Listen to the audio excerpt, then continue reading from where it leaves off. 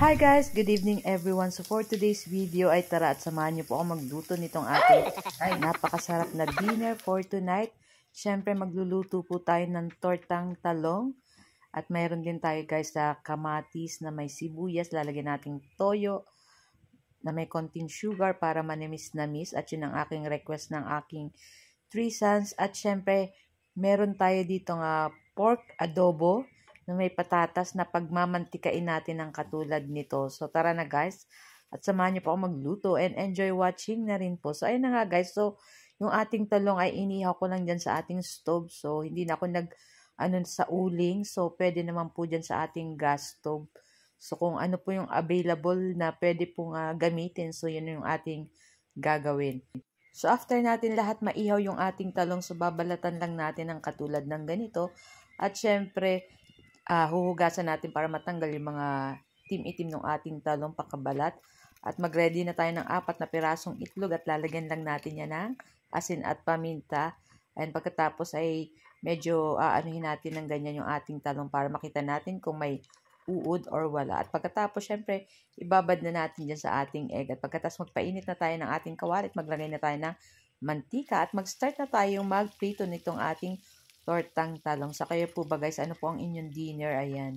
So, ito po yung aking ni-request ng 3 sons kasi medyo matagal na sila daw kumain itong ating tortang talong. So, na-miss nila bigla. Saka meron po akong talong dito.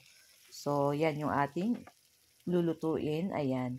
So, meron din tayo dyan pork adobo. Ayan. Niluluto na natin parehas. Naku, parang kakaiba yung color nitong aking video. Parang nasa sinaunang panahon pa yung ating pakakuha nitong ating video. Kakaiba yung color niya guys. Pero okay lang yan dyan guys. Ang importante, syempre napakasarap nitong ating ulam for tonight. Ayan. Syempre partner din po itong ating tortang talong. Syempre meron na tayong pork.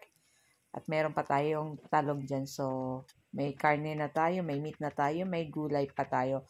Syempre hindi mawawala yung ating kamatis. Ayan, meron tayong 4 na pirasong kamatis.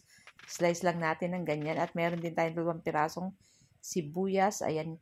Pagkatapos yan guys ay maglalagay tayo dyan ng toyo, sugar. Para manamis-namis yung ating itong ating kamatis. Ayan, bagay po yan sa ating tortang talong. So, perfect po yan. Ito yung request ng aking 3 sons. So, ayan na nga. At luto na rin tong ating adobo. So, ayan na nga. At ilagay na natin yan sa ating plato. Ayan. So, excited na kaming kumain ng aming dinner, guys. So, tara na rin po at samahan nyo na rin po kaming kumain. Ayan. Shout out po pala sa ating mga new followers dyan. Ayan, maraming salamat po sa pagsuporta sa Ma'am Shi and 3 Sons. Lalong-lalo na yung ating mga masugid na supporters po ng Ma'am Shi and 3 Sons. Hindi ko na po kayo maisa-isa kasi yung pong laging nagko-comment at nag-heart, nagre-react ng heart, like.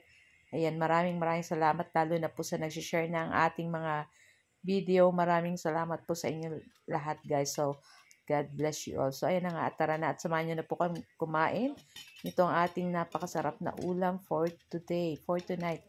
So, yun nga guys. So, bago namin maubos tong ating video, ayan. Huwag niyo po sanang kalimutan mag-like, mag-comment at pa-share na rin po ng ating video.